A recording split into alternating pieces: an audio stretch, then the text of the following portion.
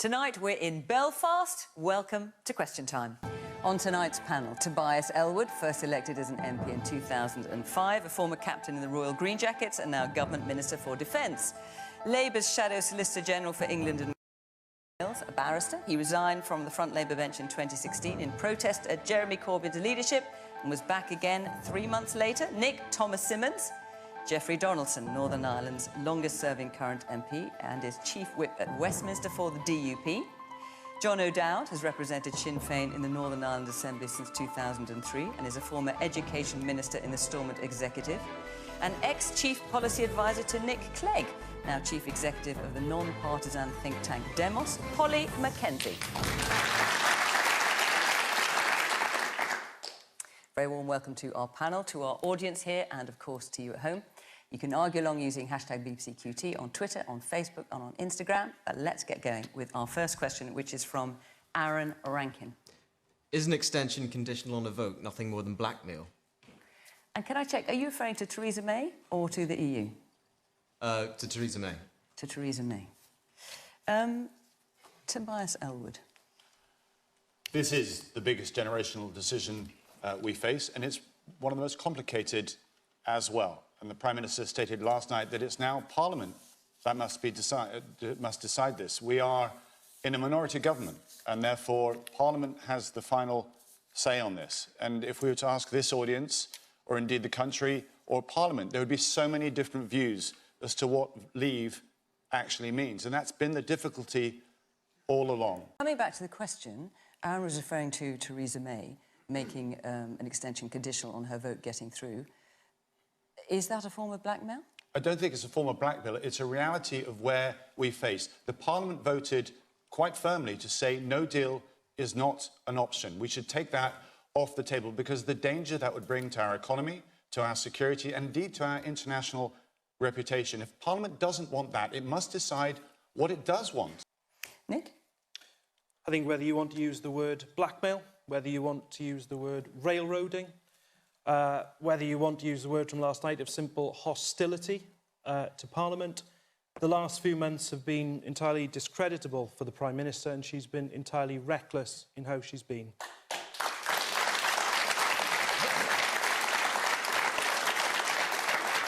And I think you start really with the general election of 2017, when the Conservatives became a minority. She could have reached out across Parliament then. She didn't.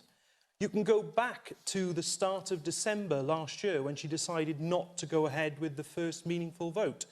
We are here now in late March. She has pursued a strategy, I'm afraid, with the European Union on the issue of the Northern Ireland backstop, which has proved an entire failure. She has not achieved any changes to it, nor was she, in a legal sense, nor was she likely to. And do you think her deal will get through next week? Well, it's looking very unlikely at the moment, Fiona. Let me just say in relation to that, the criticism I make is this. What she should have done, instead of chasing votes in her own party, she should have been reaching out across Parliament to find a solution that we can unite around. She is in a unique position as the Prime Minister to do that, and so far she has completely failed to do it. The fundamental problem is you can talk to the Prime Minister unless you're blue in the face. If she continues not to listen, we'll be in exactly the same situation, and that's where the problem is. And it's not just words like blackmail that feel appropriate, but, you know, aggression and bullying and brinkmanship and partisanship, which, you know, it doesn't go back to December, it doesn't go back to the general election, it goes back to straight away. As soon as the referendum was over and Theresa May stood on the steps of Downing Street, she made this decision, which was driven by the necessity of party politics. She was a Remainer leading a party that had lots of powerful levers in, and she needed to appeal to them because she was thinking about how to be the Prime Minister of the Conservative Party instead of how to be the Prime Minister of the country. And to try and take that decision as a single party, as a single group of people, is just manifestly disastrous. And I think it absolutely started this journey we've gone through from those kind of crush the saboteurs messages, the winner-takes-all movement, which then led to her losing her majority and being unable to deliver on that kind of divisive, aggressive incredibly partisan agenda. You there in the T-shirt? Just wanted to ask Tobias, you were saying that last week, or you said the MPs have voted quite firmly on things like about the second referendum, and they also voted quite firmly that they didn't want Theresa May's deal, and the kind of logic of coming back to it again and coming back to it again because things have changed, can that logic not be applied to the public voting for a second referendum? Well, it goes back to when the plans for the referendum were first announced. It goes back further to David Cameron trying to negotiate in the EU. David Cameron made the referendum policy because he didn't want to risk losing 10 or 15 seats to UKIP. And look where it's got us. This has always been because of the Tory party playing party politics with issues that are going to be huge generational changes for all of us. What we need to look at is the fact that this is all caused by a party putting itself first before the country it is trying to govern. The written agreement actually is the basis, whether you want the Norway model, whether you want a customs union, or whether it's the Prime Minister's one. The difficulty is actually the political declaration, which is the next bit, which isn't legal. John O'Dowd, let's go back to the original question. Is an extension conditional on a vote nothing more than blackmail? Well, I think Theresa May is at a stage where she's using any initiative to try and get our deal across the line because she and others have realised that it's the best deal available to them. Now, I personally believe that Brexit is going to be a disaster for the people Geoffrey and I represent. No, the common denominator between the political crisis in Britain and the political crisis on this island is the DUP. Geoffrey Donaldson, are you going to vote for the deal next week? Well, clearly, Fiona, we have major concerns about the proposal that's on the table at the moment. And we've made that clear, and our concerns are shared by many other members across the House of Commons. And indeed, on 2 occasions now, the deal has been comprehensively defeated. On the first occasion, by the largest ever majority for a sitting government. The main concern is around the proposals on the backstop. And I understand and recognise the need to ensure that we don't get a hard border on the island of Ireland. We don't want that. But neither do we want a trade border in the Irish Sea. I don't know any other democratic country in the world where there's a trade border in the middle of that country. And we're simply not going to accept that. Now, we do want to support a deal. We want to get a deal across the line.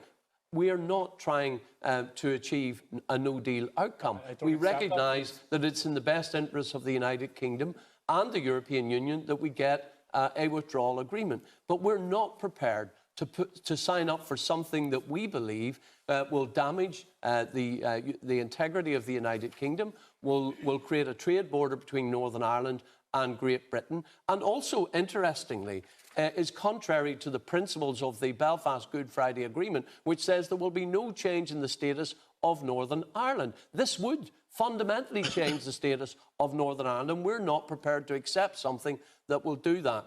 Yes, we want to avoid a situation where John and the people he represents are affronted by a hard border on this island. But equally, the people that I represent don't want a trade border between Northern Ireland and Great Britain. Therefore, we've got to achieve both. And this withdrawal agreement at the moment doesn't do that. So we're seeking legal assurances from the Prime Minister that the government will not allow that situation to pertain where there's a trade border created between Northern Ireland and Great Britain. If we can get those assurances, Fiona, then, yes, if they are clear and legal, then we will support an agreement. But that is the basis. We make no apology for representing the interests of Northern Ireland. Firstly, Geoffrey, you do not represent the majority of people here.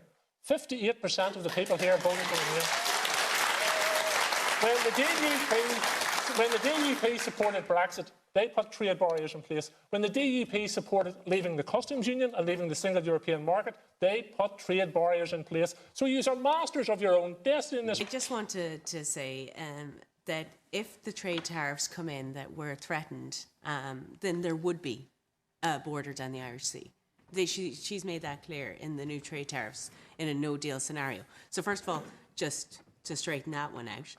And of course, WTO terms would lead to that border, potential border, being brought back here in Northern Ireland, which would not be good for this part of the world. The problem with the Prime Minister's deal is the political declaration is so vague. It talks about a spectrum of outcomes. It's essentially a blind Brexit.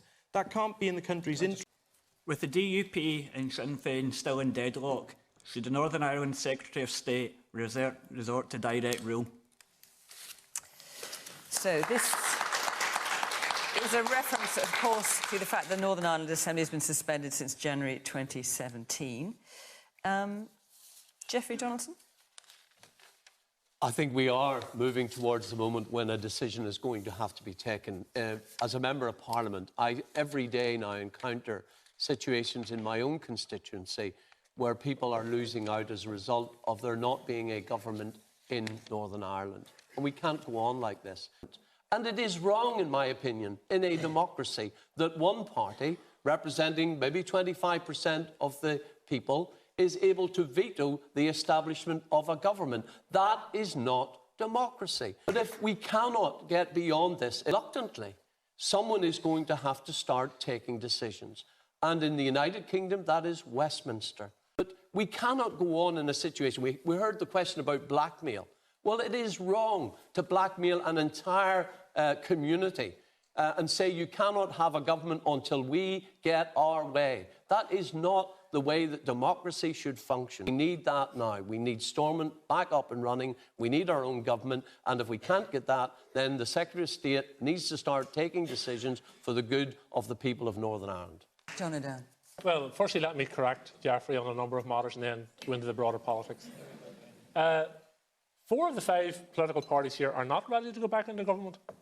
And that is a stated fact. The SDLP, the Alliance Party, and the Ulster Unionist Party, and ourselves all have serious concerns about the direction of travel and where we need to rebuild the promise that was the Good Friday Agreement before we go back into a government. But let's refresh our memories, particularly for your viewers in Britain, as to why there is no government in Belfast at the moment. The government collapsed over 2 years ago, and Martin McGuinness, whose anniversary it is today, by the way, he's dead 2 years today, but it collapsed at a time. And this is related to the previous question. Brexit was the backdrop to it. There was a significant financial scandal at the heart of government, which the DUP were involved in. There was a denial of rights, of British and Irish rights, because your viewers in England and Scotland and Wales all have rights in relation to equal marriage. It's denied here. And who? We're talking about same-sex marriage. Same-sex marriage. Same-sex marriage is denied in this society because the DUP veto it. Your listeners and viewers in England and Scotland and Wales have language rights, particularly in Wales and in Scotland. They are denied here over the Irish language by the DUP. Jeffrey talks about a minority of people and elected representatives or a minority party holding people to ransom. As I said in my previous answers, 10 DUP MPs are holding the reputation and the future of Britain to ransom, and they're making a complete and utter change of it. And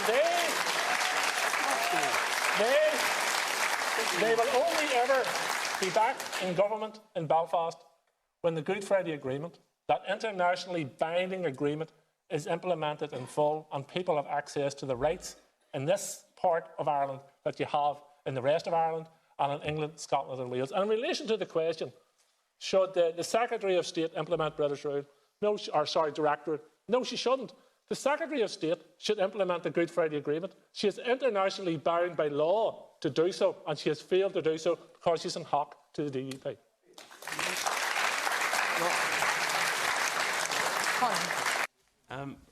Thank you. I just wanted to ask, how can we expect the British government to act as independent co-guarantors of the Good Friday Agreement, considering they're in bed so close with the DUP? Is there anything that you feel the DUP could be doing? If the Secretary of State calls the Assembly tomorrow, we will be there and we will go into government.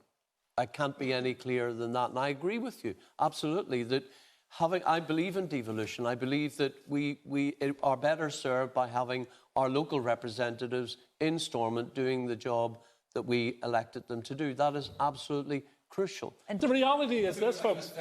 Without a fundamental change in direction of the DUP and the implementation of the Good Friday Agreement, Stormont isn't coming John, back. It takes all of us. It's not just the DUP. It takes all of us. It takes all the parties, John. Building a consensus is about all of us. Let me just make a final point. And in relation to your comments around education, health service and all those things, is absolutely right. But let's have some reality. If the executive in Stormont was back tomorrow, there's no extra money in the system to give out to public services because just like England, Wales and Scotland, we are suffering from Tory and DUP austerity.